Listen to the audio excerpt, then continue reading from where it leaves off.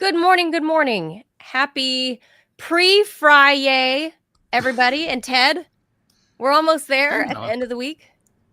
That's good. It's Thursday, March 20th, first day of spring, allegedly. Is it?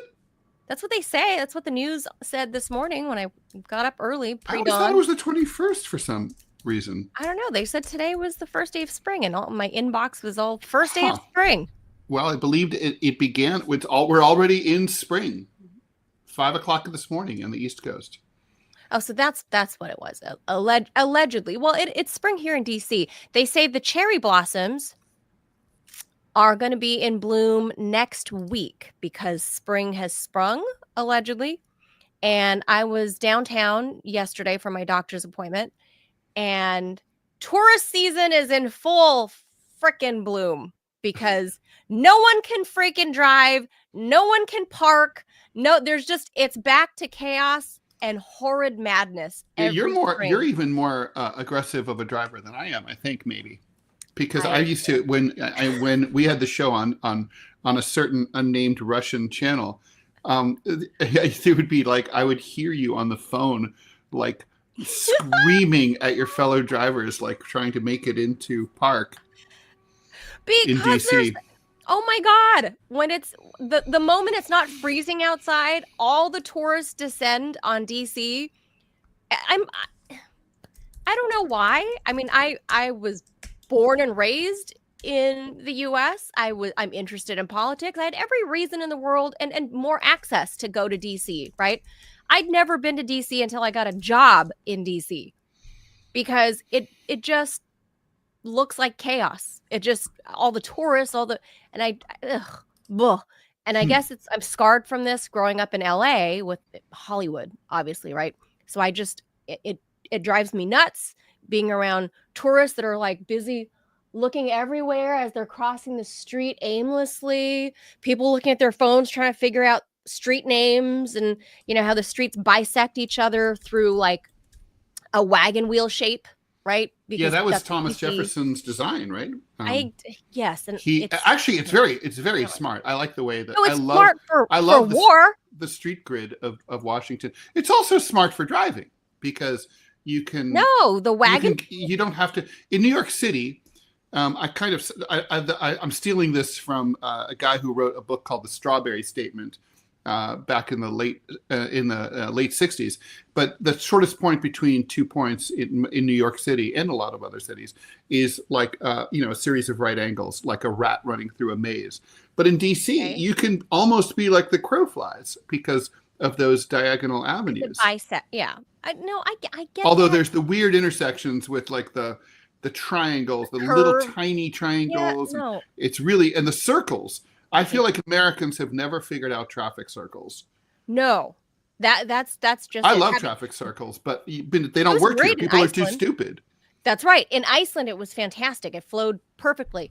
Here, imagine all the tourists from all around the world and other Americans that come here every spring that cannot navigate the traffic circles, all the wagon wheel directional, they just can't do it. Yeah, they freeze up. Their brain just freezes. They like get in there and they just sort of ride the brakes and they're like, what do I do? How do I get over? They're all like Chevy Chase in European Vacation where they're going around like, there's Parliament, there's Big Ben, there's Parliament, there's Big Ben. There's Big Ben. Yeah. Kids, Big Ben again. He just can't get out of the circle. So that was like my experience yesterday. And yes, I am an aggressive LA driver, and it does not bode well for me that I have to leave an hour in advance because there was sunshine outside, even though my doctor is 8 miles away downtown. An hour. It took me the full hour because I know I have to navigate humans and cars and all the return to work people, right? Mm-hmm. Since the Trump administration, or Doge rather, quasi administration, ordered everyone back. Yeah. So since our shadow president got everybody back to DC, I knew. So it took me over an hour to even get to my doctor's appointment, and then the doctor's appointment, and then another hour plus to get back. And here we are. That is spring in DC. I'm sure it's similar in New York City. Because again, these are, I say tourist traps, Ted. It's not really, spring is not really tourist season in New York. We get them in waves. We get the summer people. You guys get that too, the summer vacation people, and then we get the Christmas shopping people. They come in. Yeah. They all think, I don't know why. I mean, but Christmas is so pretty in New York City, though, at Rockefeller. They all want to go to see the tree being lit. They want to look at the department store window displays on Fifth Avenue and at Macy's. But I'm like, it is pretty. But for shopping, there's no reason to go literally anywhere in the world to go shopping anymore. I mean, for the most part, you can buy everything on the internet. It makes no difference. You can live like Robbie out in Montana and get the same things that you could get on the Champs-Elysees. Right? It makes no difference. My mom used to be like, when I went to France, my mom would be like, bring me back Chanel number 5. I'm like, Mom, you can get that at the Dayton Mall. Like, who cares? Yeah. Well, New York City's got its own congestion problems without the tourists. So, not so much anymore, though. I mean, because the city's dying, right? So there's fewer people here. I haven't been since pre-COVID, so I. Oh, you'd be shocked. Oh, you would be very, very surprised. Yeah, especially if you went into the subway. Holy shit! No, because I might get pushed. Well, that's true. Asian lady. You have to ride. You have to ride. Prime target. Right up against the wall, flat against the wall. Be hugging a pole, waiting for the train. Another reason those Russians are safe. Like if you're walking your pet wolf on the metro in St. Petersburg, which has happened, people do that in St. Petersburg. I saw a lady walking her wolf in St. Petersburg. And nobody cared. Everyone's like, oh, she has stole out of him. We are Russian. We have wolf. It's just a different culture. The tourists there. You better move along when you're, Anyway. That's when you got that bad boy nipping at your heels, you better get going. Better get going. I'm Manila Chan. That's Ted Rall. You are tuned in to the Ted Manila Information Show, TMI show for short. We're live Monday through Friday, 10 a.m. Eastern. Make sure you hit that like and subscribe button. We are on episode 101, Ted. Yep. That's true. Just inching towards my second favorite 101 after the band, the 101ers. Quick test. Do you know who the band the 101ers were? I'll give you a hint. They were the prequel band to a very important punk band. Very important punk band. Prequel band? No. They were Joe Strummer's first band before he got into the Clash. No kidding. Yeah. They were a pub rock band, and they had a minor hit. I think it was called like "Keys to My Heart," and 1976. And then he was walking on the King's Road, famously, big shopping district in London, and the other guys who were trying to start a band who would become in the Clash. They met Joe, and he's like, "Hey mates, what do you think of my band?" And they were like, "We think your band sucks, but we think you're awesome. Come and join us." So he quit. So he quit the 101ers. Turned out to be a good move. Yeah, I would say so. And then ended up forming the Clash. Oh man. By the way, if you guys don't know, Ted and I share an affinity for like British rock and British punk. Mm-hmm. What a great music scene. And I'm gonna give a shout out to the town called Hammersmith outside of London, because I don't know about now, but back in the day, they used to have great punk rock live shows. At Hammersmith Palais. Hammersmith was an amazing town if you wanted to catch like up and coming artists. Like back then I saw like the Arctic Monkeys, like just amazing place. Hammersmith was such a great like musical That's like town. post punk. What I've been like on do you get into like these, like I get into crazy like obsessive things where I have to hear one band, like everything by that band. So I think that's an INTJ thing. So I've been like lately, I've just been listening to crazy amounts of Jesus and Mary Chain. Really? No, they're so good. I'm not doing the music right now. I'm busy getting to know the other Ted. Kaczynski. I'm reading the Kaczynski. Well, you can't really get to know him personally because he is no longer with us. I'm really kind of bummed about that. He was one of the people I had dreamed of. I hope he's in Luddite heaven. He's in anti-tech heaven. He wasn't not that long ago. He only died in 2023. Yeah. So he was one of those people that I had dreamed of interviewing. Oh God, I would have loved That would that. have been fascinating to interview Ted Kaczynski, but Mm-hmm. that's neither here nor there. Well, the thing Anyway, is, I mean, so you're reading that manifesto, right? I mean, yeah. he was pretty right. I think 95% right about stuff. Don't spoil it for me. I know so far. Just a I don't know, couple dozen paragraphs in, and already I'm kind of like, oh yeah. Yeah, he's not really wrong about stuff. No. And this was they assume. Well, I mean, it was published in 1995 or so, right? But by the New York Times and the Washington Post. Mm-hmm. But they don't really know when Ted Kaczynski wrote it. You know what I always wondered, and I guess I could look this up, but what was the format of, I mean, like, he must have typed it, right? And it had to be typing. And he sent it to, well, how to, I mean, because he lived in a cabin, okay? Handwritten, the dude didn't have, no, I mean, he wouldn't have handwritten it because he didn't want to be caught, right? Remember, he was still on the lam. This was it. Yeah. It was a negotiation. He said, if you print this, I won't kill anyone else. So the newspapers agreed to print it. It must be. It must have been type.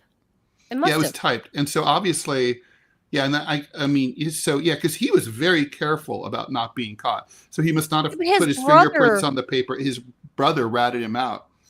Right. His brother I thought it was that he recognized the brother recognized the writing style. The letters. And the writing. Just the style. Oh, I thought it was from the letters that he wrote. No, I think it was from like the sort of, there's a whole field called linguistic forensics, where basically you look for like ticks in people's writing and words. I mean, that's, for example, I hired a linguistic forensicist in my LA Times case. They claimed that like the two articles that they'd written about me were, they faked the bylines. Can you believe that, in the LA Times? But they faked the bylines. They said that one was written by an editor, the other one was written by the ombudsman, and we didn't believe it because it didn't really fit. And so it didn't sound like them. It didn't sound like them at all. Not to mention, frankly, yeah. So long story short, it turned out it was the lawyer who had written the entire thing. Yeah, 99.2% chance accuracy. Do my French laugh. Yeah, I don't. By the way, I don't think this is like ghostwriting. I think ghostwriting should be illegal. I think if you have an article. Here, I'll tell you why. Okay, so when you buy like fresh meat, you expect that like the meat you get, it's meat and that it's fresh. Why? Truth in advertising. If I buy a newspaper and it says there's an article by Hillary Clinton in it, then I need that article to be by Hillary Clinton. If it says by Hillary Clinton and it was written by someone else, I've been cheated. That's fraud. I guess that's fair. But most of the time, when there's a ghostwriter, the same exact newspaper that would fire you for cribbing 2 lines out of someone else's article, they will publish an entire article under someone's name who didn't even see it before it appeared in print. Give me a break. I think that's a fair argument, but in my mind, I like to think, I'm not sure that it's true, but I like to think that when somebody, let's say it's Hillary Clinton or Donald Trump in The Art of the Deal, right? Which we know, but that's different because it's not ghostwritten. The co-writer is on the cover of the book. His name is big. It says, by Donald Trump with whatever the guy's name was. Whatever, yeah. So there's no fraud in the Trump book. But if Trump had done the same book, but and left out the guy's name, yeah, I'd say that's bullshit. The autobiography of Malcolm X it's called the autobiography of Malcolm X by Alex Haley.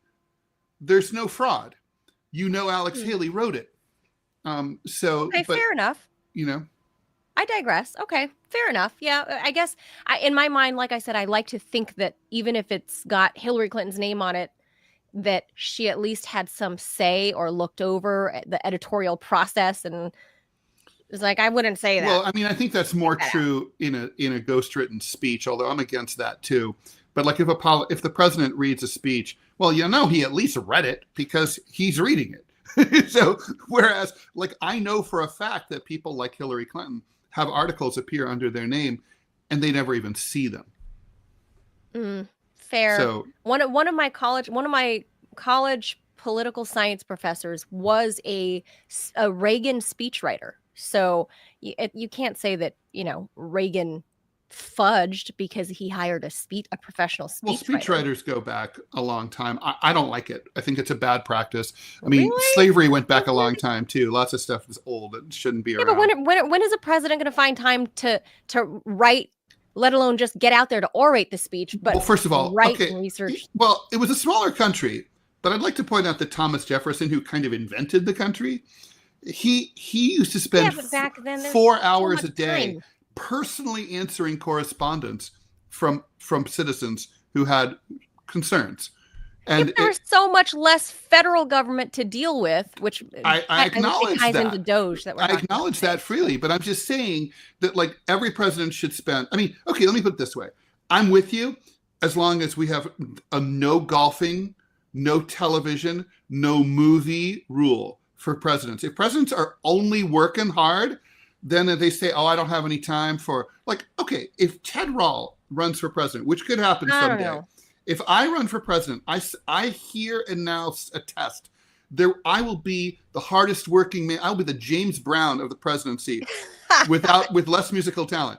I will not be fucking around. I will not be like you will never catch me golfing or going on No, vacation. see, I don't No support that. Martha's Vineyard for me. It'll be 24/7, sleep, get up, work for the American people. That's all. No I don't support that. bullshit. Like, no. I actually don't support that. I actually believe in work-life balance. I believe the president of the United States, whoever he or she may be, at the end of your 4 years, then you can go off. No, but you go on this 4-year like hard The country's push, a fucking you mess. get burned out. The country's a disaster because you will be on edge. You will be God. burnt out. You'll be prone to making horrible decisions, rash decisions, Trump worse with than his we already get executive time, and he's like on Twitter all day.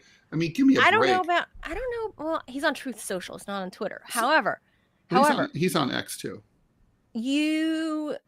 I believe that there should be little respites throughout the day, and then for at least a chunk of one day during the weekend that a president should just chill. Look, I'll acknowledge that the downtime is important, but these presidents that we've had, they don't do shit. I mean, George W. Bush used to go to Texas for a month. Donald Trump is I don't know about that. He's like on the links. I mean, playing golf, that's hours. I mean, that's not a half hour. The frequency. Okay, I'm gonna defer to your French ancestry. As shit. I'm gonna defer to your French ancestry and say the French do it right. They eat well. They take 2-hour lunches. True. Same thing with the Spaniards. They take siestas. It is a work. And you know what? The French and the Spanish leaders have earned this. Why? Because they have socialized medicine. They have free healthcare for the elderly, free college. They have the people of France, they have basic social protections. Until we have basic social protections, another Rall rule, no member of Congress, no president, no top executive of the U.S. government should receive any wage or benefit higher than the lowest paid worker in the country.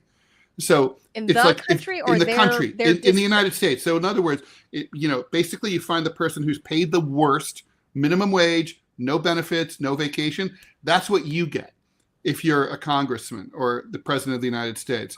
Guess what? Wages are going to go up fast. I guarantee you. I can work with that. But before we jump into headlines now, that last thing I'll say is I am a strong proponent of work-life balance. Yep. I'm a strong proponent of keeping your but when there's no work fit. And it's all life, like Biden, right, or Obama, or Trump. lot of vacationing. That's a little too much. If the average worker in America isn't even getting their Martha's Vineyard is ridiculous. No, that's not acceptable. Also, when I see them watching sports, it drives me crazy. Like you have time to watch football, which is the most slowest. Trump went to the Super Bowl game in the world. It is not slow. I love football. I wish I had more time in my life. There's like 6 seconds of play, and then there's a minute of just walking around, grabbing each other's asses. But it's like do you know what the HIIT workout is? HIIT, like high intensity cardio. It's HIIT. that's kind of what football is. So it's like short Well, not for spurts those of of like us, not for intense. Trump. Trump's watching it on sitting on I know, ass. but he was there at the Super Bowl. So look, I am a fan of football. My I point like is, sports, okay, fine. And when your and I 4-year think it's term as great. President Chan is over, you can go watch football. Not while you're president. No. Mm-mm. No, I think it's perfectly acceptable for like once a week, take a few hours out of your week to go chill and do whatever, whether it's golfing, going to the Super Bowl, whatever, going to your grandkid's birthday party, whatever. Go be No, a no, not while person there's that's people not sleeping the outside. president. Not while there's stupid wars going on. Nope. I don't. Nope. I think if a president is not mentally and emotionally fit, they will be prone to making fucked up decisions. So Well, you want a happier we president, I haven't guess. had an emotionally fit president. I don't even like ever, because they're all insane and they've all Well, had plenty of downtime. most of the people in DC are I don't mean the tourists and people that live here. I mean the people that are politicians tend to be narcissists and egotistic And bastards. sociopaths. Yeah. They're All right. sociopaths. All right. So We got it. all right, all right. We've got it. So Sorry. My apologies. This is no, mostly but this is my fault because you know I'm feisty this morning. you are Yeah. you woke up I and don't know what's chose going on. violence Yeah, against it's true. vacations. True.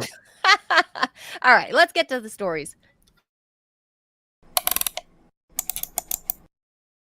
Donald Trump and President Zelensky of Ukraine had a phone call yesterday that had supporters of the defense of Ukraine on the edge of their seats. After the call, Trump went on Truth Social and he called the call a very good telephone call. He added, "We're very much on track." Zelensky's statement said that together with America, with President Trump, and under American leadership, lasting peace can be achieved this year. A comment then says less about the chances for peace than about how much the Ukrainian president has learned about what it takes to keep Trump happy. But the Ukrainian leader also warned Trump that when it comes to dealing with Putin, one must trust but verify. Well, he's nothing if unoriginal. Ukraine had already accused Russia of targeting energy infrastructure in the early hours yesterday morning and of a new attack on the electrical grid powering the railways in Ukraine's Dnipropetrovsk blah, blah, blah region. I can't pronounce that. And this is despite the fact that Putin has said that he ordered the Russian military to halt energy infrastructure attacks after he got off the phone with Trump. Russia and Ukraine also swapped 175 prisoners of war each. That's one of the biggest exchanges so far. Today, EU leaders are in Brussels talking about further support for Ukraine, maybe, and Zelensky is going to open the summit with a Zoom speech. Oh, yay, how exciting. Yeah. So about the Europeans again. So like over in Germany with Frederick Merz now, I don't know, has he been sworn in? I don't know. So they've got their new Bundestag people. No, or I don't whatever. think he's in yet. He's not in yet officially. So then this falls on Olaf Scholz. So they just, I guess, on his way out, just like Biden, he just pushes through a slew of bills, and one of them being like $500 million worth of, or maybe it was, I don't know, it was a huge number. I want to say it was $500 million worth of arms agreements to restock and re-up Germany's military capabilities, because a spokesperson for the Bundestag said something like because basically, I'm paraphrasing, but they said basically we can't rely on the United States anymore for our safety, so we're gonna re-up our own supply. I don't know, what are they gonna do, like build more of these like Leopard tanks or something that are gonna get just sliced through by the Russians in a heartbeat and to give to Ukraine? What are they gonna do? And then look at this. These are I don't know if these are family members. I don't know. These guys on screen with the Ukraine draped in the Ukraine flag, they're like 100. They're also wearing military gear. So Well, are they're these not the men that 100, were? but they're pretty old. I mean, it's hard to tell, Look at right? the guy to the far left here. In this part of the world, people drink a lot, right? So they tend to look a lot older than they are, and they smoke too. More likely to smoke. Some of them have no teeth. These guys could are like be grandpas. But I bet those guys out on the front lines. Those guys look like, I'd say, in America, those guys are 65. Here in Ukraine, they could be, 40, 35, 38. No. Well, these are guys, we should point out that, many of them were dragged into the meat grinder That's by true. Zelensky's draft. Yeah, there you are walking down the street with your pet wolf. Next thing you with know, your cane, you're snatched up by press gang and by goons, and they drag you into a van and drive off with you. I gotta say, I wouldn't go anywhere. That's what we're looking at. I would not go anywhere. I would stay home. I'd be like, it's COVID every day for me. I'm staying home. Zelensky's goons are going into your home and going into the pizza parlors where you're sitting there having a bite. No pizza for me. That's what happened to Luigi, hanging out at Mickey D's. Get that shit to go. Send your wifey out to get it. That's what Zelensky is doing. So obviously, when you're looking at all these old men that are like old and toothless with their head shaved, I would assume these guys just came back from the front line. This one guy right here looks like 100. He's seriously, the average life expectancy in Ukraine, by the way, pre-war, due to complicated health issues and, depression and, like you said, drinking, Ted, their life expectancy is only like 67. That's a high. Well, especially when you're getting shot at by the Russians. But now, post-war, I don't know what that life expectancy now looks like. They haven't done a census, Ted, in the last 3 years there. But pre-war, the life expectancy was still very, very low, like 67. It was, and that's up from the worst low during the immediate fall of the Soviet Union, where their life expectancy back then was like shocking for men and women. Yeah, it was shocking 55 54. Or something. Yeah, it was 54. Do you know what the life expectancy was when in Afghanistan when I went in 2000? It was 39. Oh my God. Yeah, I remember. And when I went back looking for my old fixer from 2001 in 2010, 9 years later, and all his friends said like, "Oh, we don't know where he is, but this is Afghanistan. He's probably dead." And I was like, "The dude was 22," and they're like, "And your point is?" Like, yeah, he's dead. Well, that's what we're looking at here. And again, this partial ceasefire we discussed with Mark that aired yesterday. So they're not going to bomb infrastructure. Okay. Well, it depends. Yeah, I think they're defining infrastructure not as like private homes or apartment buildings. They're defining it as schools, hospitals, public buildings, energy, power, power plants and that kind of power thing. stations, and sure. And look, it is a good start. I'm more optimistic than you and Sloboda. I say that this is going to be a good start. I think that like Trump has made very clear. Look, here's the thing: Trump gets to just decide this. France and England and Germany, they're yapping dogs. It makes no difference if Trump decides. Like Trump has already said, I'm not sending any more weapons. I'm just not giving you any more. So you've got to just stop. The Ukrainians don't really have any negotiating power. As Trump said accurately to Zelensky, you don't hold the cards. It's like, and who holds the cards? Trump holds the cards. Putin holds the highest number of cards.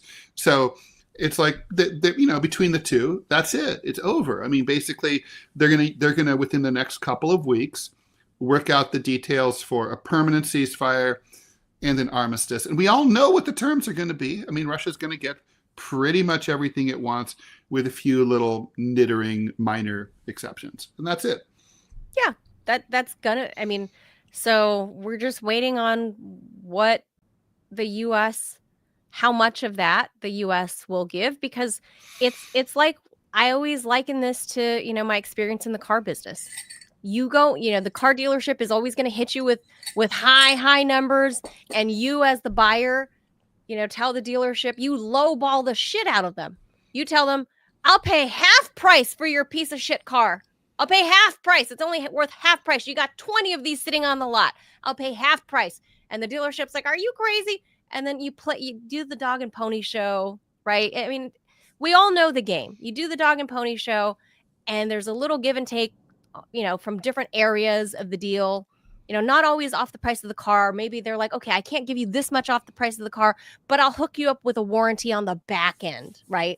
I'll give you a better interest rate here. So that's how this is going to be with the whole Russian thing. But for the most part, the Russians are going to get what they want. So I have to wonder if they went in going, Donald Trump will give you half price for Ukraine. We're going to pay half price.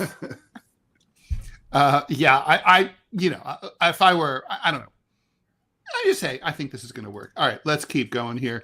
Some 80,000 documents related to the JFK assassination were released last night. The order came under Executive Order 14176, signed on January 23rd, aimed to declassify all remaining JFK assassination and RFK assassination and MLK assassination files. For the JFK files specifically, the National Archives put out just over 2,000 PDFs, totaling about 63,400 pages, with a promise from Trump of a total of 80,000 total. So we're not sure, though, if additional releases are forthcoming or if that's pretty much it. The documents primarily are about CIA sources and methods. They don't really, there's not really any bombshell revelations about the assassination itself. Some key takeaways are some unredacted details on how the CIA surveilled Lee Harvey Oswald, particularly when he went to Mexico City in September of '63, a couple of months before the assassination, where he visited the Soviet and Cuban embassies. Experts like Jefferson Morley have noted that the files reveal new information about JFK's mistrust of the CIA, Castro assassination plots, and CIA propaganda operations involving Oswald. However, historians like Frederick Logeval and Kevin Boyle are skeptical that these documents are going to fundamentally really alter the established narrative that Oswald acted alone. He was the lone gunman, as was concluded many, many years ago by the Warren Commission. The documents, while disorganized and kind of hard to get through, are offering historians and researchers granular details about how espionage worked at that time of our history, including operations like the CIA's Operation Mongoose against Cuba. There were so many outlandish assassination attempts against Fidel Castro that it would be hard to count. There was the poisoned cigar, the exploding cigar. I was going to say, boom. Yeah, there was the exploding cigar. I mean, it's kind of like, it was so funny. They're such children. They're like, he likes cigars. Maybe we can fuck with his cigars somehow. Although, that's kind of like what the Israelis did to Hezbollah, right? They fucked with their pagers. And so, that's kind of like, it's like blow up Ted Rall's pen or something. I don't know. Yeah, right. This is like, blow up Manila and Ted's microphones. Like that's how it would work. Amazon, Manila. We see Manila has ordered a new microphone. let's poison that. Can we intercept that for a moment, please? Yeah, that's an idea. Kaboo! Yeah, live on air. But okay, so I don't know about you, Ted, but the assassination happened before you were born, long before I was born. Incorrect. I was born 2 months before the assassination. Really? Yeah, I'm born August 1963. Mm-hmm. Oh, okay. So I don't really remember where I was. Right. I was probably shitting into a diaper, no doubt. In a crib somewhere. Mm-hmm. That's like me in going, Ohio. Yeah, I was still alive when John Lennon was alive. Mm-hmm. Not by very much. The people. But, technically, mm-hmm. I was alive. So, okay. Again, I gave a spoiler alert to our Rumble room, and spoiler alert. Now you've read the article. There was nothing. It was a big fat nothing burger. Granted, nobody has been able to go through 80,000 documents in the past 24 hours. No, I don't care how many teams of reporters you have at the AP or at ABC or wherever you're at. There's no way. It's going to take a little while to go through everything. It's going to take weeks and months. One of the things right away that was noted, though, was that some of the names, social security numbers, and addresses of who were then back in the day young staffers on Capitol Hill that worked either on the Warren Commission or somehow related to, the Kennedys, assistants and what have you. They would have been young people, right? Like college age, right? Mm-hmm.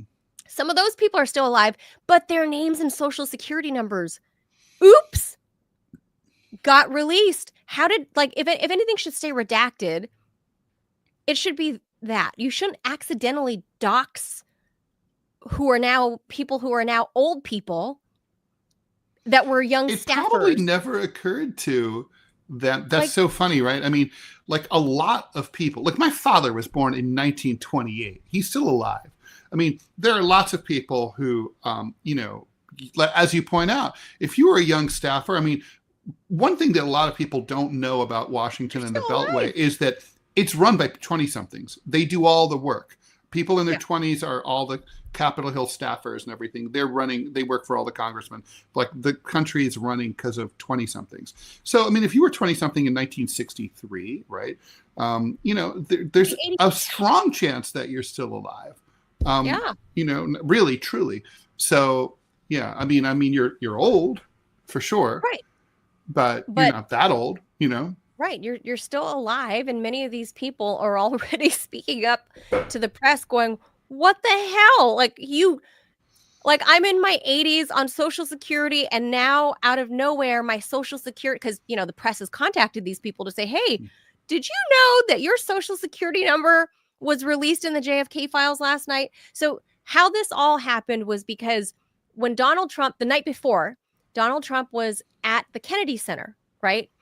And he opened his big fat mouth like he normally does. He opens it and says, oh, yeah, I'm going to release the files tomorrow. Mm-hmm. And then the staffers didn't, that wasn't on the docket for them to do this week.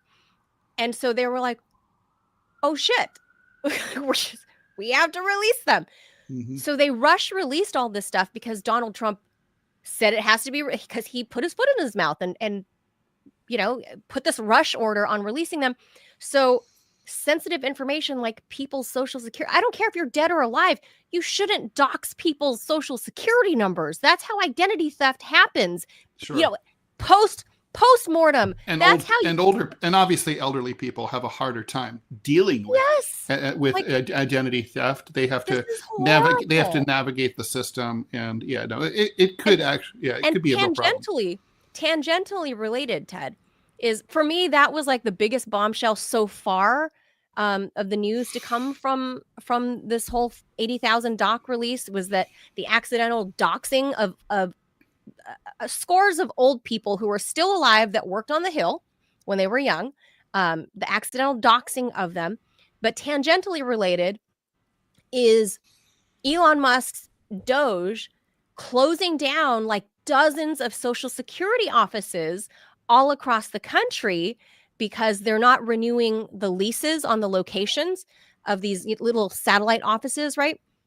And so all these old people all over the country, 25% of whom have never used the internet before a day in their lives, that are on Social Security, have no means to access getting their problem solved or whatever, because these local satellite offices are being shuttered. So it just kind of makes me think of that, where I'm like, oh, great. So you dox dozens of these old people who are still alive.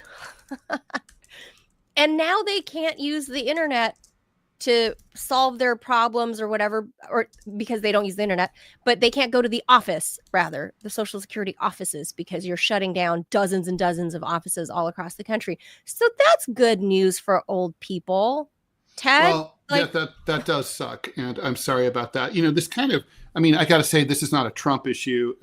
This is a National Archives issue. They ought to have, been more careful. My experience many, many years ago, doing research at the National Archives, was that they were very careful people. But I don't know how that's changed. We should talk about the other. I would say I would take issue with the idea that that's a bombshell. I'd say that's more just like an oversight. I'd say there's no bombshell. That's the only bombshell. That's my point. There are two takeaways that are interesting. First of all, Arthur Schlesinger Jr., who became a historian. He was a high-ranking staff in the Kennedy administration, and a close confidant of the Kennedys. I met him. Isn't Caroline Kennedy married to his son? Yes, that's right. Arthur Schlesinger was most famous to most Americans for his best-selling book, 1,000 Days, which was a comprehensive history of the Kennedy White House. And Schlesinger wrote an internal memorandum right after the Bay of Pigs fiasco in 1962. Mm-hmm. The assassination, of course, was in November 22nd, 1963. And after Bay of Pigs, basically what had happened here very quickly was that the CIA had a leftover plan from the Eisenhower administration to invade Cuba and overthrow the communist government of Fidel Castro. And they basically supported a bunch of anti-Castro Cuban exiles from Florida to go there and invade. And the Americans were supposed to provide air cover for the invasion of Cuba. Right. It failed because basically there was just half-hearted air support, if you could even say that, and basically very in short order, all of the American-backed right-wingers were all arrested or killed by the Castro people, and it made the U.S. look really stupid, weak and mean and stupid, which is the worst possible combination that a country can look. Anyway, after that, Schlesinger wrote a memo. It was just released in the files, talking about just how the administration hated the CIA because the CIA had brought this leftover plan and had assured JFK that it was a winner. And then he ended up it was the biggest debacle of his administration. He decided, so they were just like, so basically there were plans afoot to overhaul the CIA and reform it from the administration. Probably that's something Trump could identify with, and because he has similar interests. So basically it was about the Kennedy White House dealing with the deep state. And Right. and it's kind of fascinating.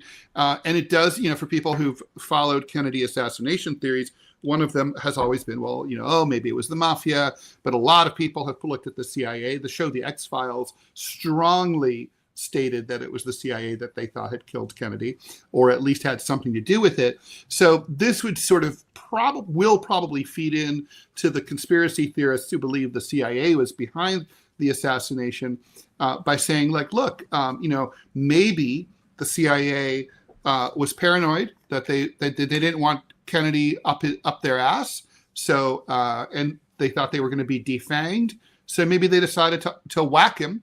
And that ties into the fact that the Lee Harvey Oswald, who was a communist, he was being followed and tracked by the CIA. It could also be something as simple as the CIA got wind of the fact that that Oswald planned to kill the president, and they decided to just let it happen. One would not completely shock me.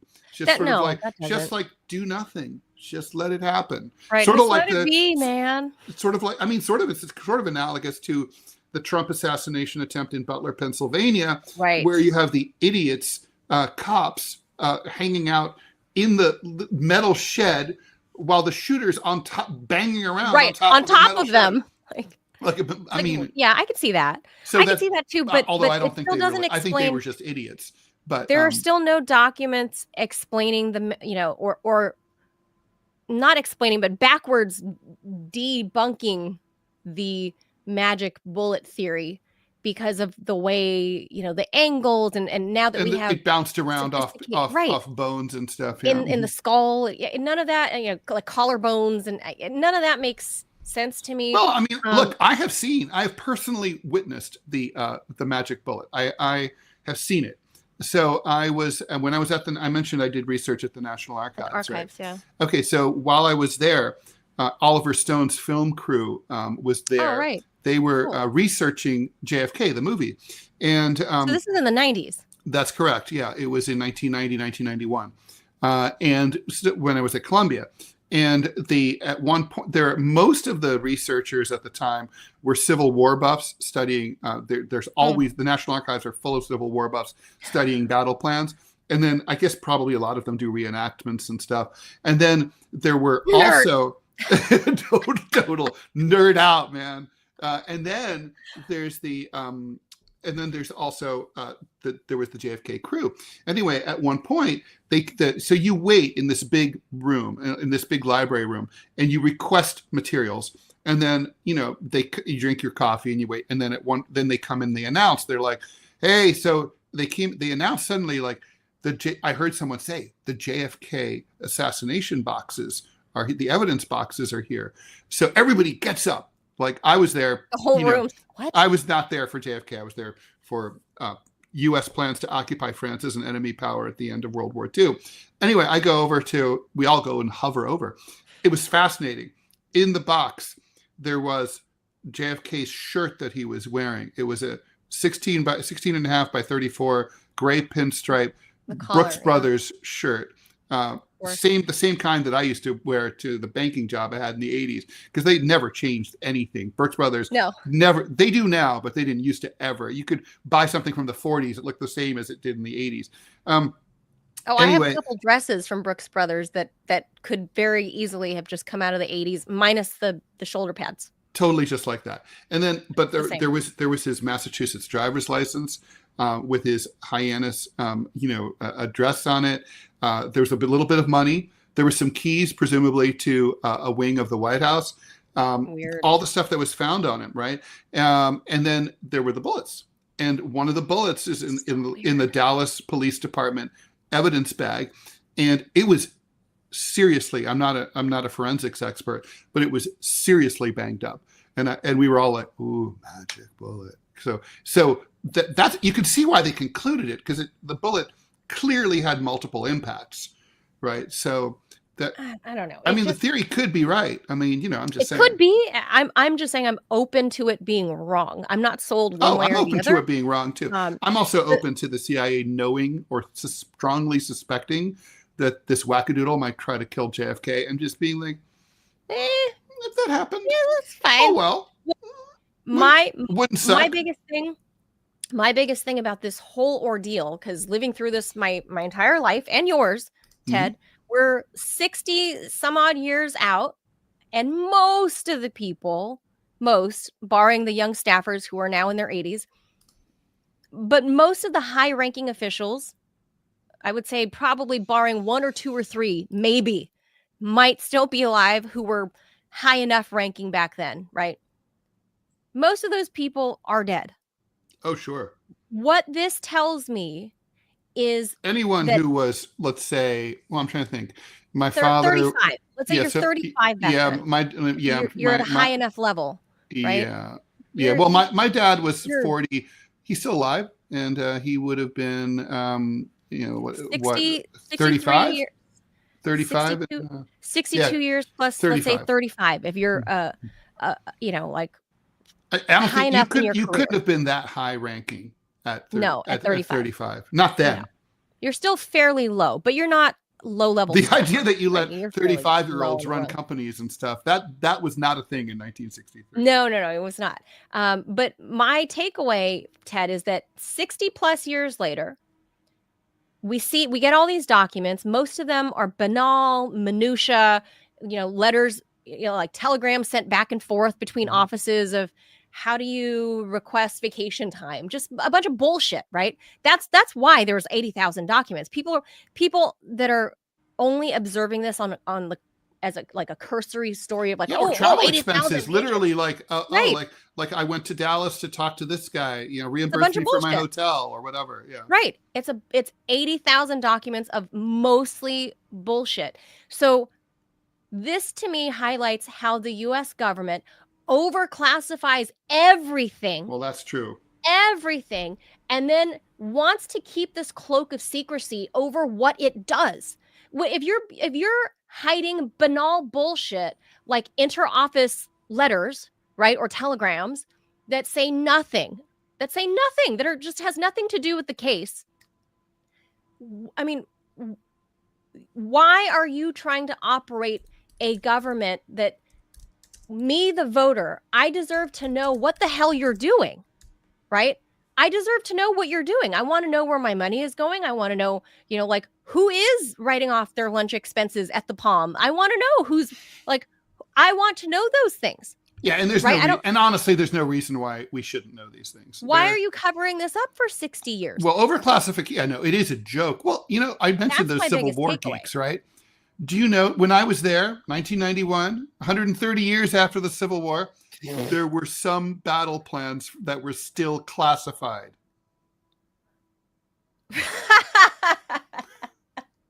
Yeah. Well, Ted, I don't think that's not true anymore, but it's insane. You don't want General Custer's social security number to get out there. In case the South rises again. I'm just saying. Well, Lindsey Graham promised it would, right? No, Well, am I confusing that with Gone with the Wind? With God as my witness.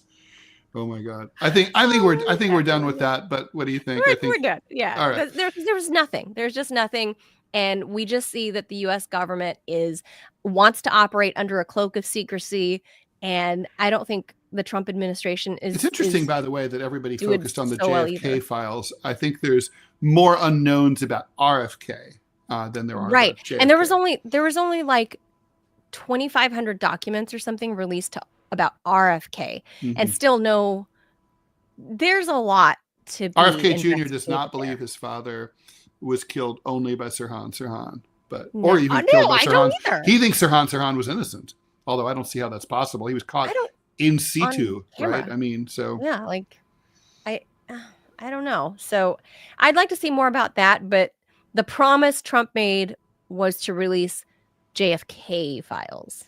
So, right. So the other stuff is all bonus, but obviously his Secretary of Health and Human Services obviously requested that the RFK stuff be released too. Right. All right. So Trump plans to sign an executive order today calling for shutting down the education department. That, according to a White House official, this would move forward his campaign promise to get rid of the education department, something that conservatives have been trying to do for a long time, going back to Ronald Reagan. Trump says the Department of Education is wasteful and polluted by woke liberals, but you can't get rid of it without an act of Congress, which created it back under Jimmy Carter in 1979. A White House fact sheet said that the order will direct Education Secretary Linda McMahon, the WWE lady, to take all necessary steps to facilitate the body slam the department. That's right. To the closure of the Department of Education and return education authority to the states while continuing to ensure the effective and uninterrupted delivery of services, programs, and benefits on which Americans rely. That's an allusion to the fact that the U.S. Department of Education handles things like student loans, Pell Grants, and other things that American college students rely upon. So we'll see what happens there. The Trump administration has already been gutting the department through layoffs and program cuts. They're trying to slash the workforce in half, get rid of most of the Office of Civil Rights. That's always a good look. And the Institute of Education Sciences, which gathers data on the nation's academic progress. I mean, the education department, obviously, we lived without it before 1979. We could live without it in the future. But I do think it's a bad look for the U.S. We already have a reputation of being the biggest dinguses in the world, and and being completely uneducated savages. And so it's like all over the world, like the French, you're gonna be like, of course they're getting rid of the education department. So, just for that reason alone, it's bad PR. Anyway, it's not going to go away. Yeah. I mean, this is all going to be reversed. I mean, it turns out Doge and they can't do this. So all these workers, they're all going to be just ordered back to work. This is a fiasco. This is for right now. Okay, so it's gonna require an act of Congress to formally get rid of the Department of Education, or any department of anything. It's gonna take an act of Congress. It's one thing to be which they're not going to get a sub agency. You need 60 votes in the Senate, and the Democrats are not going to give them those 6 votes. They just aren't. It's one thing to be taking away the sub agency, the one that Elizabeth Warren founded after the economic crisis. The Consumer Protection Bureau, CFPB, which, by the way, was a really good idea. I think that was one of the good things, and things that I liked about Elizabeth Warren. I thought that was a great thing, but that's not a whole department in and of itself. That's an agency, right? Yeah. It's just an agency. So actually, it's just a bureau, right? Right. So it's not even like a full-on anything, really. It's just although there's considerable evidence that act was illegal also. What, creating it or getting rid of it? No. It was created by an act of Congress. You can't just the president cannot decreate it, cannot abolish it with a stroke of a pen. Congress has to sign off on it. You can't abort it. No, you can't abort it. Nope. It's as illegal as abortion in Texas. he aborted Elizabeth Warren's baby. And that was that. But now, but this is like late-term abortion. They're trying to like late-term abort the Department of Education.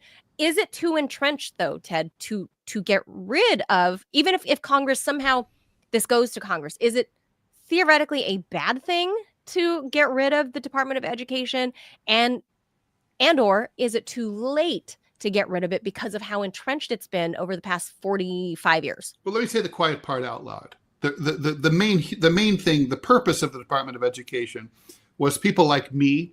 We think that education should be federalized, like all other modern countries have, and that local control of education is bad. The U.S. Department of Education was created in large part to create a political atmosphere that would pave the way toward the future federalization of education. Now, at this point, there is no reason to believe we're going to see federalized control of oversight of education anytime in our lifetimes or our kids' lifetimes. It'll probably never happen. But that was kind of the thought, like, behind, like maybe this will help lead to that. It just never did. These functions that the Department of Education provides, like Pell Grants and all that, obviously they could be. You could have an education bureau. You could have a educational finance department do this. It wouldn't. I mean, I could see, for example, the Commerce Department could supervise that kind of thing. But it's like not. I mean, it's theoretically. I don't know that. I think the department probably is.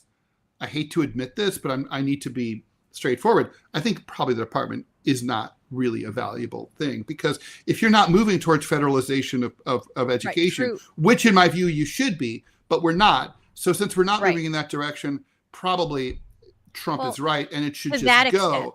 But as usual with so many things that Trump wants to do that are probably, some of which are good ideas, it's the way that he's doing it is wrong. He didn't build up any political. He didn't. There's no education. He never went. He never gave any speeches. He slash and burn. Slash and burn. He never went to the Congress. He never explained like why we don't need this department. He's just like, I'm just getting rid of it. So because of in political leadership, 99% of it is about persuasion, right? Like getting buy-in from Congress, from the press, from people. Totally. And this president seems to have no appetite for it at all. He doesn't care. He's probably never had to care because he's been the dictator of his own company for years. EGAF. He literally runs a company named for himself, the Trump Organization. He what he says goes. So he's just running the country the same way. Another reminder that running the country like a business is maybe not a good idea. But it's like a certain kind of business. Yeah. So I think I don't look. Nothing's going to happen here, but it's going to be like a lot of delays. And I mean, don't forget, last year there were a lot of kids who had to drop out of college because the Biden administration's education department fucked up the rollout of the FAFSA form, the financial aid form. Did they? Yeah, and it was like they were trying to improve it, and basically it delayed financial aid award calculation so much that kids were not able to pay their tuition in last fall. So there's already that fiasco. This year, the same shit's going to happen again because kids aren't going to get their loans. Oh, I missed that. They're not going to get their Pell Grants. They're going to show up. Like if you go to a cool school, like, if you go to like a school where they don't care, like Harvard, Pell Grants, where they have the money, it's like they definitely can stamp it and say like, okay, you can register for class. But if you're going to like Bob's University and Curly Fries, they're going to be like, you got to pay on September 1st, or you don't get to see the like inside Trump of a dorm. University.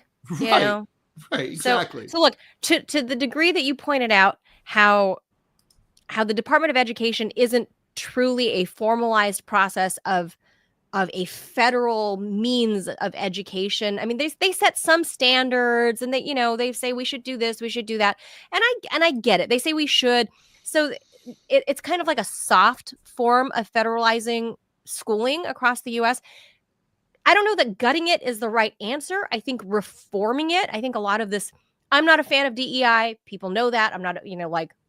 Civil rights is one thing. Civil rights is different subject from DEI and how it's been and being enforced and influenced all through the United States. And it trickles down starting at the Department of Education. So if you're going to do a formal federal program of how children across America should be educated, you then have to take away money from, how the money is spent. Because look, I live in Fairfax County.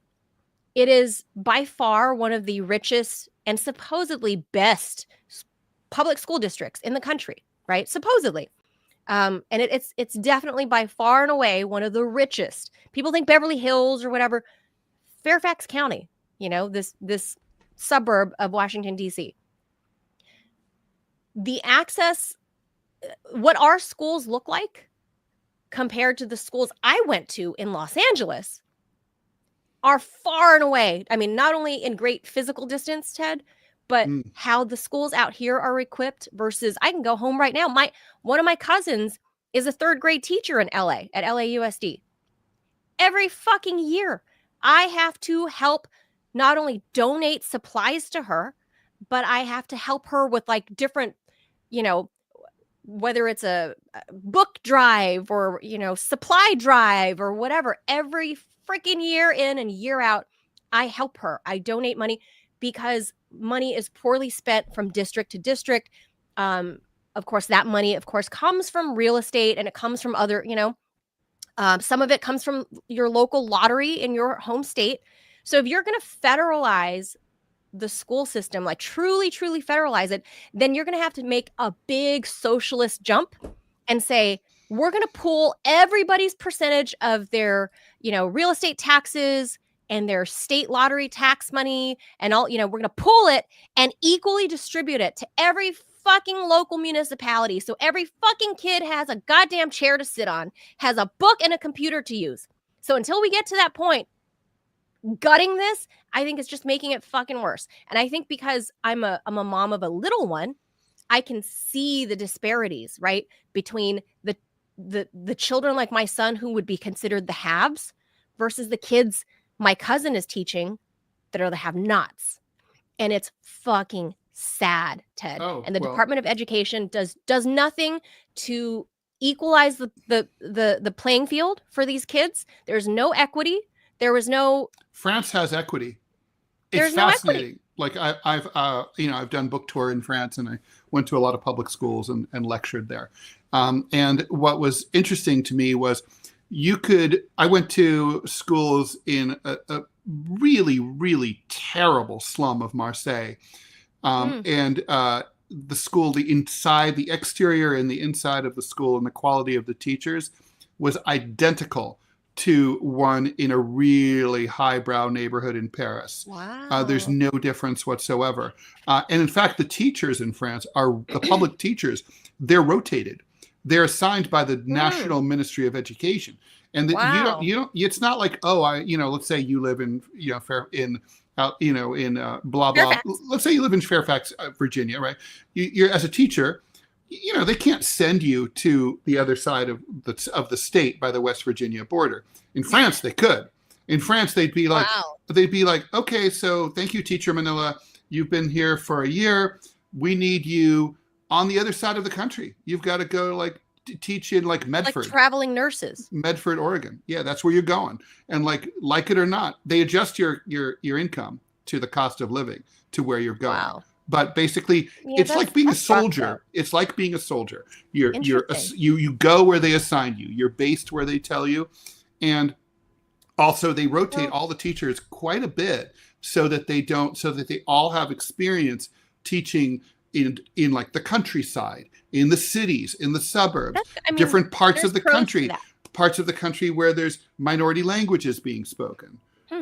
France is people don't always think about that, but there's Basque, there's Breton, there's Occitan, and so on. So, right. If you're downtown Paris, you're going to have right now exposure to a lot of Black and Arab kids, African kids. Yeah, they're right. Well, hello, African kids. Yeah, from the former French colonies, a lot of them. Yeah. Yes.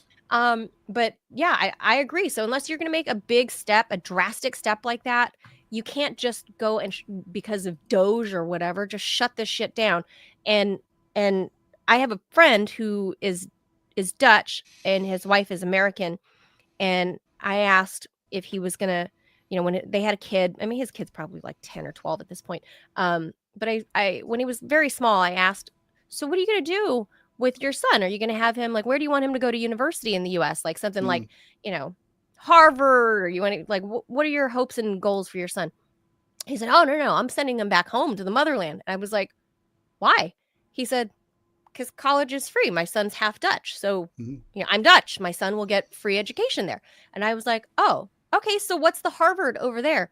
And he looked at me. He was like, what do you mean? Yeah. And I said, well, like, what's the Harvard? What's the Yale? What's the Stanford? Like the highbrow schools. Like, what are the Ivy League they schools don't do there? I've never. Way. Yeah. That's what he said. He was like, oh, we don't have that. Like, I said, I couldn't understand. He couldn't understand me, and then I couldn't understand him. It's not hierarchical. That's what he said. I said, so where do all the best professors go? Like, let's say for there's a medical no such school. Thing. He said there's no such thing. And my mind was like, can you imagine a society based on equality and fairness?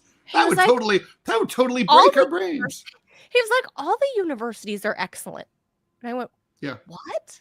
Right. What do you mean? Yeah, there's no shitty colleges in France. What? Yeah, there just aren't. So, unless we do something drastic like that, just cutting this, I think, is a bad idea. What you needed was reform, not getting rid of it. Like reforming its powers, reining in what it can do, putting strict guidelines as to where they can spend their money, not just having Linda McMahon body slam the job that she just got. Like, that's all. Okay. And aside the slew of issues affecting the Doge, Elon Musk's status as the leader of Doge is looking a little more problematic.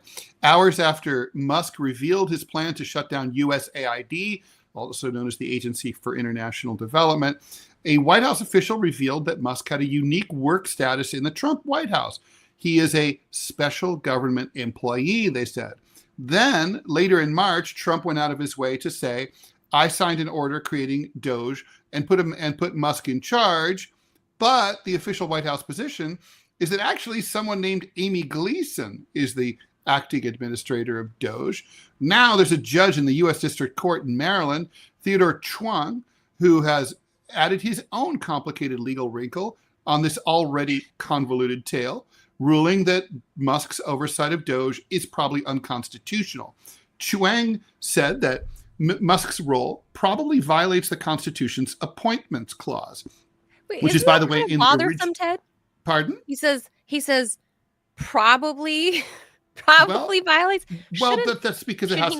When a judge says that, what they mean is, at first glance, this looks stinky and bad, but I'm going to do a super, super deep dive and really see if that's the case.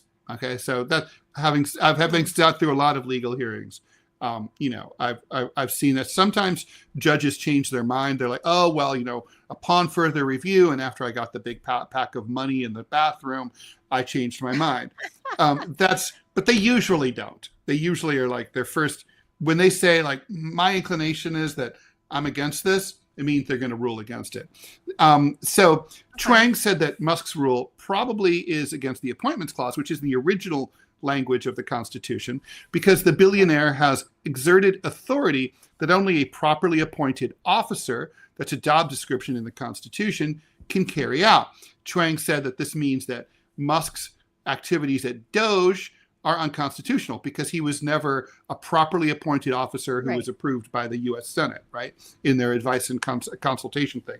Therefore, Judge Chuang ordered that some of USAID's operations be brought back to life, and they've prohibited Musk and Doge from going after USAID any further. I predict that the whole thing, for the most part, everyone's going to get their jobs back at USAID. It's going to be like they're going to have to put the sign back on that they took down. So stupid. Just so, to some degree, I'm right wingers will say that this is the deep state protecting itself and its prerogatives, and they will have a point. But the point is that bureaucracy is deeply entrenched. And Correct. so to pull out, if you've ever tried to pull a deeply racinated tree, to deracinate that fucker from your lawn, it's hard work. You can't sort of like look at it and hope that it blows over in a storm. Even if you You have know to the dig a deep, tree, deep hole. even if you know the tree is fucking sick and it's diseased, Still hard to get out. and it's poisoning the rest of your yard because it's disease, it's spreading, it's still hard to get out that tree's roots, especially like it can affect the foundation of your home. This is that.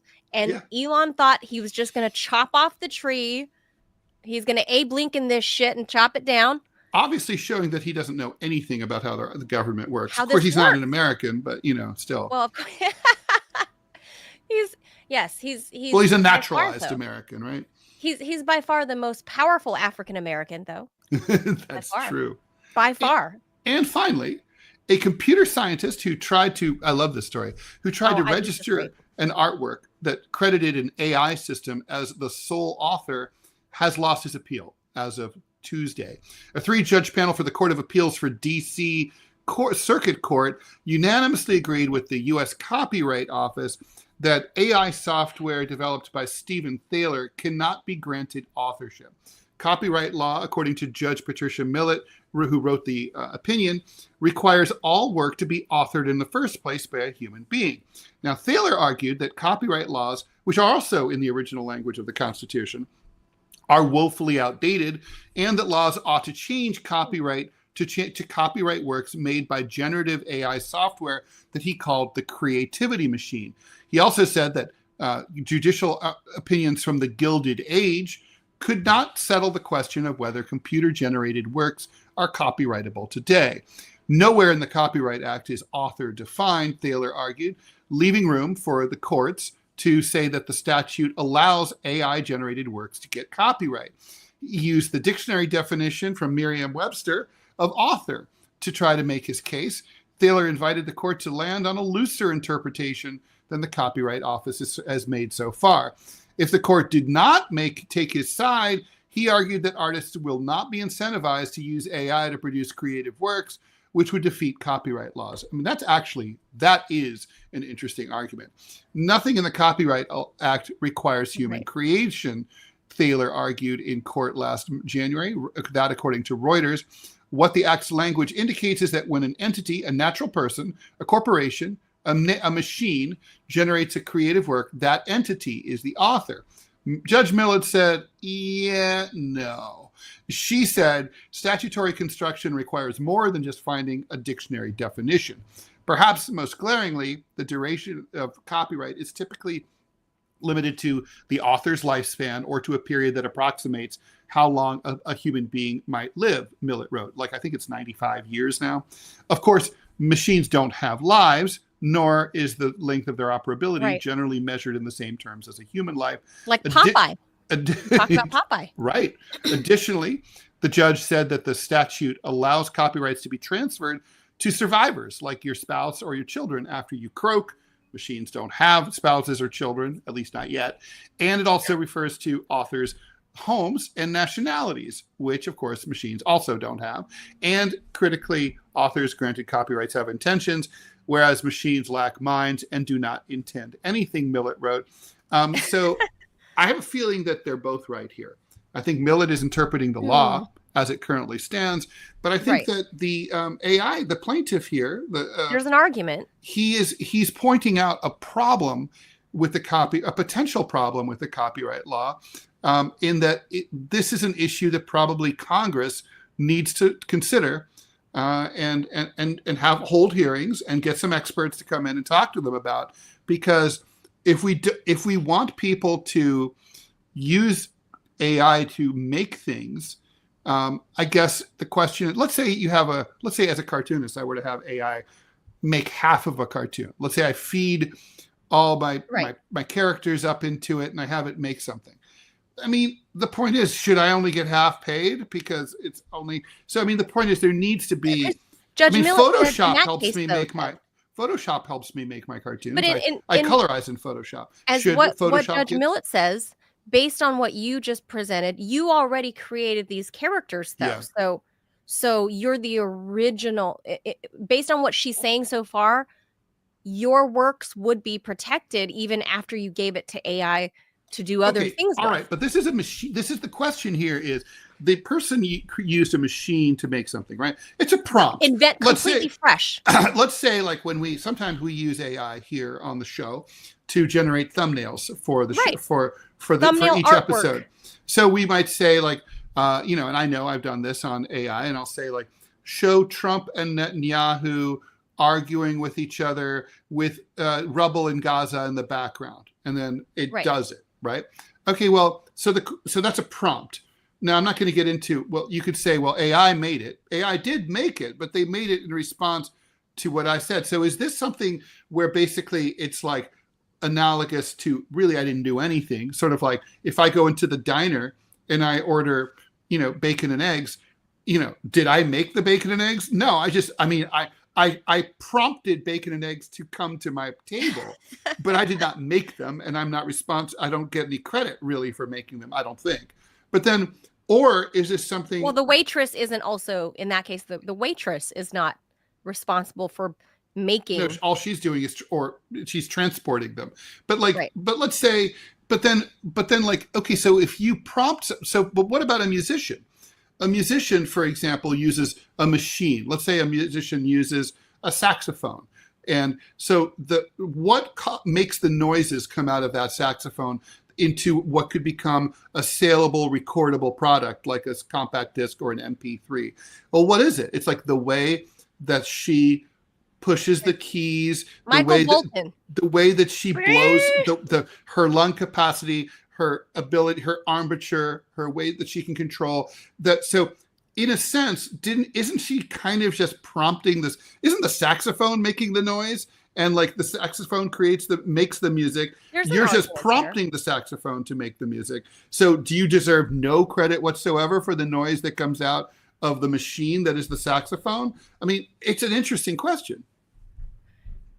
Yeah, the copyright. Yeah, this is one of those things where technology, as usual, is always way ahead of the law. Always. And the people who are there to serve as the arbiters and interpreters of the law, such as Judge Millett, maybe, this hasn't been subject matter that she's given too much thought into, right? Like this is like a new case brought to her, and she's like, "What the?" Well, it sounds like she has given thought to it. I mean, I think she's basically, look. A judge isn't there to make new law, although they should sometimes do that. I think. What about these EFTs, Ted? What about EFTs? These EFTs are going for like hundreds of thousands of dollars. This is fucking bullshit digital creative art or whatever that are said to be, we're looking at like, for example, Edward Munch's there's a strong leak, but I've looked into this, right? Because I was approached when there was that whole artwork? I was approached about doing them of my cartoons. So I looked into the legalities here. That's effectively the same as making prints, right? There's no difference legally between, it's a limited edition digital rendition of art, let's say in this case. So let's say I print out 75 copies of my cartoon, I sign them and number them and I sell them. Okay, and it's like limited edition print, 75 run Ted Rall cartoon. Okay, that's exactly the same as these, these things you're describing. But what Judge Thaler is trying to, what the judge here is trying to say, Miller, what she's doing is she's just interpreting the law as it currently stands. She's saying like, I don't have an opinion about whether or not this should be the law. It's just that this is the law. The copyright is very clear. It has to be a person. I think she's right based on the way it's written and because of the definition of like how long copyright lasts is based on a person's life and stuff like that. Because our laws, just like the whole Popeye thing, right? But then you get into my question about like if you prompt a machine. I'll give you a better example than the saxophone. Let's say you program. I have a friend who's a very, very famous musician. He scores movies, makes millions and millions of dollars a year. This guy, what is it? He only uses electronic music. He programs a computer to generate that music, right? So he doesn't even like have sort of like the natural talent of We're blowing talking into like a saxophone. synths and shit, like different synths. It's programming. It's exactly, it's programming. It's 100% programming. Well, but it's still considered original score. It sure is. It sure is. So, so let me ask you what's this. the difference between, what is the difference between prompting AI to generate, you create can prompt something AI for to, you. You can prompt AI to say, create a news jingle for a podcast involving an incredibly handsome cartoonist and his incredibly brilliant sidekick, and it makes it, right. Ours wasn't like that. Ours was made by a person. We had by humans. Yeah. Right. But the point is, although that person, I believe programmed the electronic music also. So is that copyrightable or not? I think, well, we had a debate about this. Clarity is, YouTube. We did. Clarity is needed. The law is not clear. And I think we're going to go back and say Thaler's ahead of his time. I think this is a brilliant argument to be brought. I'm glad it has been brought because this brings up copyright to the 21st century. It needs to be, because and you too, because you're a journalist too, and me. And I've actually been thinking about using AI to, like, for example, create Ted Rall memes. So let me give you an example. So do you remember the comic strip Shoe by Jeff McNally? It was a nationally syndicated comic strip, hundreds of papers. Anyway, it involved like birds who are all working at a newspaper together. Okay. Oh, anyway, I didn't know that was the name. So Jeff McNally, he had 3 ex-wives. So he had 3 alimony payments to make. He was not a very good husband. So every time he got divorced, he would create a new comic strip to pay the alimony for the ex-wife. And so Shoe was for one of those. He wanted to make it as easy as possible to create. So rather than do what, say, Scott Stantis does, which is to sit down at a piece of paper or on an iPad, draw the cartoon, what Jeff did was that he created stock characters in poses. So he had stock locations. You do this in animation all the time. So there was a bar where they always hung out. He drew the bar. And then he drew one of the birds, another one of the birds, different angles. The bird's pointing left, he's pointing right, half, straight on, half, 3/4, so on. And then he cut and paste, he Xeroxed them, and he cut and pasted them. This is back in the 70s and 80s. And he cut and pasted them onto a piece of paper. It was faster than drawing them. And so basically, you could do the equivalent in the modern age with AI. You could upload all your stuff and then tell AI, take these elements and show them in Gaza. And do this. Right. Show them. So here's the question. Is that copyrightable?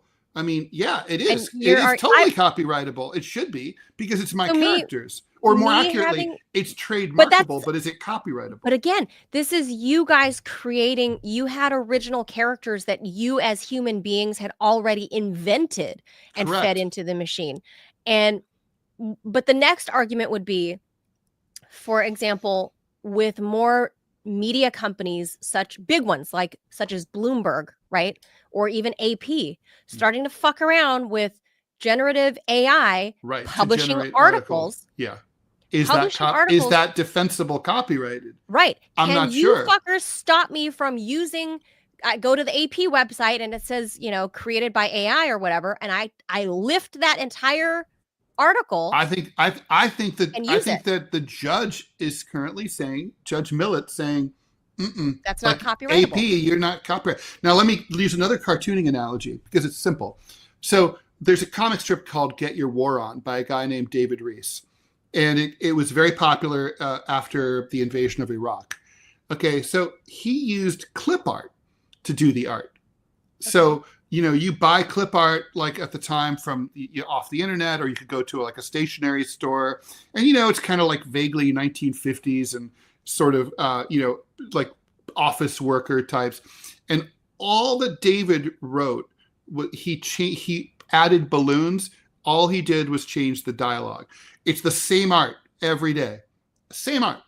And it's not even his art. More to the point, he never created the characters. All he's doing is writing. Is it copyrightable? It is copyrightable because it's the synthesis of that he created between his writing and but he can't copyright the art. The art's not his. The copyright, he's using the art as a part of a license that he paid when he bought the clip art. Clip art, that's how clip art works. So you see, I mean, I guess the question here is the clip art, if you prompt AI to, let's say, generate an image. Like this, Edward Monk's The Scream.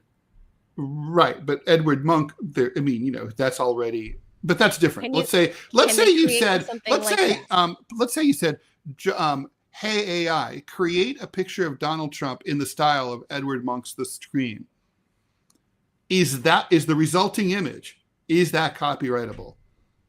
I mean, I don't know the answer. I don't think it is under this ruling, but maybe it ought to be, because that's an idea. That is an idea, right? You are bringing something to the table. It's not like AI farted it out. Right. The AI is just sitting there generating images for no reason. It required you as the specific human being with that idea using this tool. So, I get that Judge Millett is operating based on existing law for copyright. And I would be on the side of Thaler here, where this needs to get punted to Congress and they need to move forward to say that AI is a tool of artists and a tool of other creators. Just like if you were to digitally create Snoopy today, right? Like with a computer rather than drawing it by hand, right? Instead of Charles Schultz doing it by hand. Yep. So is the pencil, the pencil is his tool, right? Yep. And today the new tool is AI. So in that case, how is it applicable into like word stuff, wordy things? Like if the AP gets rid of its reporters and uses generative AI to publish articles, would those count? I mean, art is one thing, but would words revolving, subject matter like Donald Trump and Elon Musk, is that original content that should solely belong to the AP, and therefore you must pay the AP in order to use that content? Right. Well, that's right. And that's the thing. You don't have, if the AP can't defend its copyright, then you should not have to pay the AP for using it, because they don't own it really. So, so right now there's no law against it, is my point. And so this is something Congress needs to It's the Wild West. That's why it's interesting. Yeah. It's something that needs to get taken up. And personally, I'm a big fan of Edward Monk, so I'm happy that's why I pulled up this art information, like as B-roll here, because I love Edward Monk and I love this kind of dark. I'm a big fan of Tim Burton, shit like that. So, I just don't think without the existence of original artists like Edward Monk or Salvador Dali, or we were talking earlier about Rothko, right? Mm-hmm. Without those original artists to begin with, AI would have nothing to go on to learn from. Sure, that's true. So, and we as the humans operating the tool that is AI would have no example to tell the AI, hey, draw from, Edward Monk's style.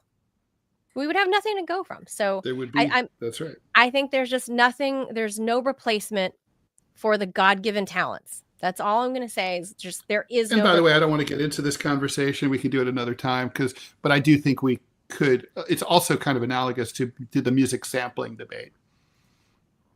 Yeah, well, we should talk to musical artists, music-y people about that one day. Mm-hmm. But anyway, that's the news for today. The top headlines.